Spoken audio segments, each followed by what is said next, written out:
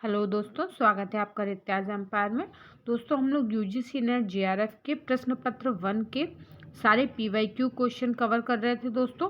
और ये दोस्तों हम लोग चैप्टर वाइज कवर कर रहे हैं ताकि हम लोगों के सारे चैप्टर अच्छे से कवर हो जाए और साथ में जितने भी पीवाईक्यू क्वेश्चंस हैं वो भी कवर हो जाए और उनके जितने की पॉइंट्स हैं वो हम लोग व्याख्या में एक साथ कवर कर लेते हैं दोस्तों। और इसके साथ हमारा चैप्टर भी अच्छे से कंप्लीट हो जाता है और हम लोग पीवाईक्यू क्वेश्चंस को अच्छे से एनालाइज भी करते जा रहे हैं दोस्तों, ताकि कौन सा चैप्टर हमारे लिए बहुत इंपॉर्टेंट है और कौन सा टॉपिक बहुत इंपॉर्टेंट है, किस टाइप के क्वेश्चन किस टॉपिक से ज़्यादा पूछे जा रहे हैं, ये चीज़ भी हम लोगों को अच्छे से तुरंत एनालाइज होती जा रही है दोस्तों। और दोस्तों हम लोग इसमें काफ़ी टॉपिक्स अच्छे से कवर कर चुके हैं दोस्तों अभी तक। तो इसमें हमारा जो फर्स्ट चैप्टर है टीचिंग एप्टीट्यूड, इसको भी कई भागों में टॉपिक के हिसाब से बांटा गया है दोस्तों। तो इसका जो ABCDEF ये सारे टॉपिक हम लोग कवर कर चुके हैं दोस्तों। और अभी हमारा जी टॉपिक चल रहा है अधिगम एवं अधिगमकर्ता दोस्तों। और इसकी दोस्तों पूरी प्लेलिस्ट मैंने एक बना दी है, तो अगर ये आपकी पहली वीडियो है तो आप लोग जाके प्लेलिस्ट से स्टार्टिंग से सारी वीडियोस को देख सकते हैं दोस्तों। और दोस्तों मैं कोशिश करूँगी जल्दी से जल्दी ये सारी बुक्स अच्छे से मैं कवर करा दूँ। और ये वॉल्यूम फर्स्ट है दोस्तों, इसके बाद हम लोग वॉल्यूम सेकेंड भी कवर करेंगे दोस्तों। पहला क्वेश्चन है हमारा इस वीडियो का, अधिगम कैसे किया जाए कि महत्ता पर ध्यान केंद्रित करने वाले स्वनिर्धारित अधिगम के व्यवहार और सिद्धांत के अध्ययन क्षेत्र को क्या कहा जाता है। तो दोस्तों इसका डी ऑप्शन सही हो जाएगा, आत्म अधिगम। चलिए इसकी व्याख्या देख लेते हैं। अधिगम कैसे किया जाए कि महत्ता पर ध्यान केंद्रित करने वाले स्वनिर्धारित अधिगम के व्यवहार और सिद्धांत के अध्ययन क्षेत्र को आत्म अधिगम कहा जाता है। आत्म अधिगम के अंतर्गत अधिगमकर्ता स्वयं ही सभी व्यवहारों और सिद्धांतों को कार्यान्वित करता है। अगला क्वेश्चन है हमारा, शिक्षण में शिक्षण के माध्यम से सक्षमता और उत्कृष्टता की बढ़ावा देने के लिए मास्लो के पदानुक्रम की किन आवश्यकताओं को संतुष्ट किया जाना चाहिए। तो दोस्तों इसका डी ऑप्शन सही हो जाएगा, आत्म सिद्धि को आवश्यकता। चलिए इसकी व्याख्या देख लेते हैं। शिक्षण में शिक्षण के माध्यम से सक्षमता और उत्कृष्टता को बढ़ावा देने के लिए मास्लो की आत्मसिद्धि की आवश्यकता को संतुष्ट किया जाना चाहिए। मास्लो का पदानुक्रम दोस्तों जैसे कि आप लोग सारणी में देख पा रहे हैं, नंबर 1 में है दैहिक आवश्यकता, नंबर 2 सुरक्षा आवश्यकता, नंबर 3 है सामाजिक आवश्यकता, नंबर 4 है आत्मसम्मान आवश्यकता और नंबर 5 पे है आत्मसिद्धि की आवश्यकता। अगला क्वेश्चन है, निम्नलिखित में से कौन सी शिक्षण पद्धति अप्रत्यक्ष अधिगम को बढ़ावा देगी। तो दोस्तों इसका सही ऑप्शन डी हो जाएगा, प्रतिभाग आधारित परियोजनाएं। चलिए इसकी व्याख्या देख लेते हैं। प्रतिभाग आधारित परियोजनाएं अप्रत्यक्ष अधिगम को बढ़ावा देती हैं। प्रतिभाग आधारित शिक्षण को सहयोगात्मक शिक्षण भी कहते हैं, जिसमें 2 या 2 से अधिक लोग एक साथ कुछ सीखने या सीखने का प्रयास करते हैं। व्यक्तिगत सीखने के विपरीत सहयोगी शिक्षण में लगे लोग एक दूसरे के संसाधनों और कौशल को भुनाते हैं। प्रतिभाग आधारित अध्ययन में सदस्य सक्रिय रूप से अनुभवों को साझा करके और असीमित भूमिकाओं को धारण करते हैं। अगला क्वेश्चन है दोस्तों, अधिगमकर्ता की निम्नलिखित में से कौन सी विशेषता शिक्षण की प्रभावोत्पादकता से अत्यंत रूप से संबंधित है। तो इसका सही ऑप्शन बी हो जाएगा, अधिगमकर्ता का पूर्व अनुभव। चलिए इसकी व्याख्या देख लेते हैं। शिक्षण की प्रभावोत्पादकता अधिगमकर्ता के पूर्व अनुभव से अत्यंत रूप से संबंधित है, क्योंकि यदि अधिगमकर्ता को चयनित पाठ्य विषय वस्तु के बारे में कुछ पूर्व जानकारी हो तो वह उक्त पाठ्य विषय को जल्दी आसानी पूर्वक सीख जाएगा। अगला क्वेश्चन है, learning the treasure with in UNESCO report 1996 में निम्नलिखित में से कौन से अधिगम स्तंभों का उल्लेख है। तो ए दिया गया है इसमें ज्ञान के लिए सीखना, बी होने के लिए सीखना, सी अधिगम के लिए सीखना, डी समझ के लिए सीखना, ई साथ साथ रहने के लिए सीखना। तो दोस्तों इसका डी ऑप्शन सही हो जाएगा, ए बी सी और ई। चलिए इसकी व्याख्या देख लेते हैं। संयुक्त राष्ट्र शैक्षिक वैज्ञानिक एवं सांस्कृतिक संगठन यूनेस्को ने 1993 में फ्रांस के डेलर्स की अध्यक्षता में 21वीं शताब्दी के लिए शिक्षा पर अंतर्राष्ट्रीय आयोग की नियुक्ति की। इस आयोग में अध्यक्ष के अतिरिक्त विभिन्न देशों के 14 सदस्य थे, जिसमें भारत की तरफ से डॉक्टर कर्ण सिंह थे। और इस आयोग का प्रतिवेदन learning the teaser with in के नाम से 1996 में प्रकाशित हुआ है। आयोग की दृष्टि से 21वीं शताब्दी के शिक्षा के 4 आधार होंगे। तो नंबर 1 दिया गया है ज्ञान के लिए सीखना, नंबर 2 है होने के लिए सीखना, नंबर 3 है अधिगम के लिए सीखना और नंबर 4 है साथ साथ रहने के लिए सीखना।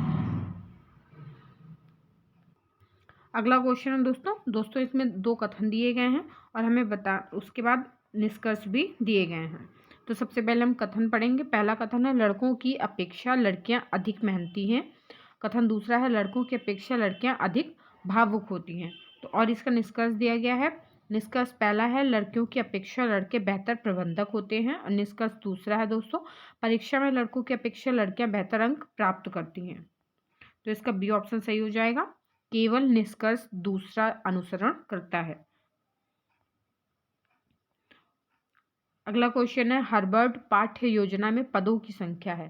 तो इसका बी ऑप्शन सही हो जाएगा 5। पाठ्य योजना की सोपान के जनक हार्वर्ड ने पाठ्य योजना के कुछ सोपान बताए हैं, जिन्हें हार्वर्ड की पंच पद प्रणाली के नाम से जाना जाता है। और दोस्तों यह निम्न है। नंबर 1 प्रस्तावना, नंबर 2 प्रस्तुतिकरण, नंबर 3 स्पष्टीकरण, नंबर 4 सामान्यीकरण, नंबर 5 अनुप्रयोग या प्रयोग। अगला क्वेश्चन है दोस्तों जिस समूह में स्वतंत्र चर उपस्थित रहता है उसे कहा जाता है। तो इसका सी ऑप्शन सही हो जाएगा प्रयोगात्मक समूह। प्रयोगात्मक समूह में स्वतंत्र चर उपस्थित रहता है। यह समूह कक्षा में नई शिक्षा विधि का एक तरीका है जो प्रयोगात्मक अध्ययन के अंतर्गत आते हैं। जिस समूह में नई विधियां प्रयोग में लाई जाती हैं या कोई परिवर्तन किया जाता है उसे प्रयोगात्मक समूह कहते हैं। अगला क्वेश्चन है शिक्षक का ज्ञान जिसका उसके शिक्षण पर प्रभाव पड़ता है का संबंध है। तो इसका बी ऑप्शन सही हो जाएगा संज्ञानात्मक प्रक्षेत्र में। चलिए इसकी व्याख्या देख लेते हैं। संज्ञान शब्द का अर्थ है जानना या समझना। संज्ञानात्मक प्रक्षेत्र बौद्धिक क्षमता के विकास से संबंधित है। इस प्रक्षेत्र को 6 स्तरों में विभाजित किया गया। तो नंबर 1 है ज्ञान। वह मूल रूप से पद्धति सार्वभौमिकता तथ्यों तथा सामान्यीकरण सिद्धांतों तथा संरचनाओं को याद रखने से संबंधित है। और नंबर 2 है बोध। ज्ञान को समझना, उसके सभी पहलुओं से परिचित होना एवं उसके गुण दोषों के संबंध में ज्ञान अर्जित करना। नंबर 3 है उपयोग या प्रयोग। तो वास्तविक परिस्थितियों में प्रत्ययों तथ्यों एवं सामान्यीकरण का प्रयोग करना। नंबर 4 है विश्लेषण। प्राप्त सूचना को इस प्रकार से विभाजित करना ताकि उसमें अर्थ को उचित ढंग से समझाया जा सके। और नंबर 5 है संश्लेषण। इसमें तत्वों को नए संरचना में संगठित किया जाता है। विशेष संप्रेषण की उत्पत्ति, योजना का निर्माण, अमूर्त संबंधों के विन्यास द्वारा व्युत्पत्ति आदि लेते हैं। और नंबर 6 है मूल्यांकन। यह विशेष प्रयोजनों से प्रयुक्त तरीके और सामग्री के मूल्यांकन के बारे में किया गया निर्णय है।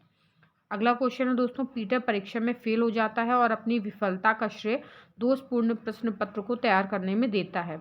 उसने किस रक्षा तंत्र का उपयोग किया है। तो इसका सी ऑप्शन सही हो जाएगा युक्तिकरण।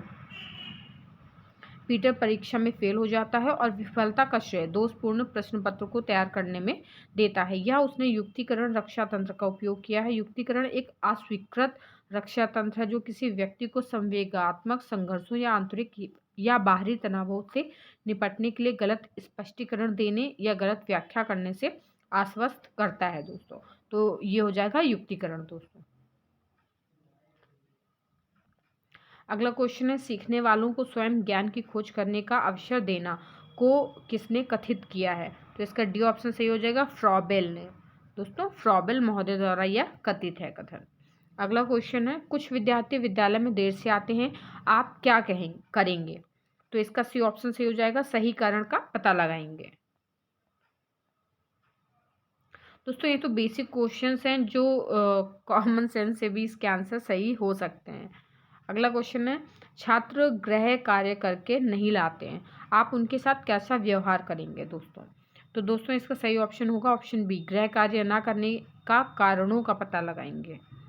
अगला क्वेश्चन है छात्र कक्षा में पढ़ना नहीं चाहते हैं, उनके साथ कैसा व्यवहार करेंगे। तो इसका सी ऑप्शन सही हो जाएगा रुचि को देखकर पढ़ाएंगे। अगला क्वेश्चन है आप अपनी जीविका हेतु शिक्षण व्यवसाय चुनना चाहते हैं क्योंकि। तो ए ऑप्शन सही हो जाएगा। शिक्षण व्यवसाय सम्मानजनक एवं चुनौतीपूर्ण है। चलिए इसकी व्याख्या देख लेते हैं। छात्र अपनी जीविकोपार्जन करने की दक्षता का विकास करके शिक्षण व्यवसाय से अपने पारिवारिक उत्तरदायित्वों का भली भांति निर्वहन कर सकते हैं और समाज में शिक्षण व्यवसाय सम्मानजनक एवं चुनौतीपूर्ण है। दोस्तों, इस वीडियो में हमारा जो जी टॉपिक था वो पूरी तरह से खत्म हो चुका है और हमारा जो अगला टॉपिक है वो है मूल्य शिक्षा, वैल्यू एजुकेशन। इस टॉपिक को हम लोग अगले वीडियो में स्टार्ट करेंगे ताकि हम लोग ये जितना भी हो चुका है जी टॉपिक, आप लोग पिछली वीडियो में भी जाके जितने भी टॉपिक्स हैं उनको अच्छे से रिवाइज करिए और हम लोग नए वीडियो से मूल्य शिक्षा को स्टार्ट करेंगे। तो इसके अगली वीडियो में हम लोग एच टॉपिक कवर करेंगे।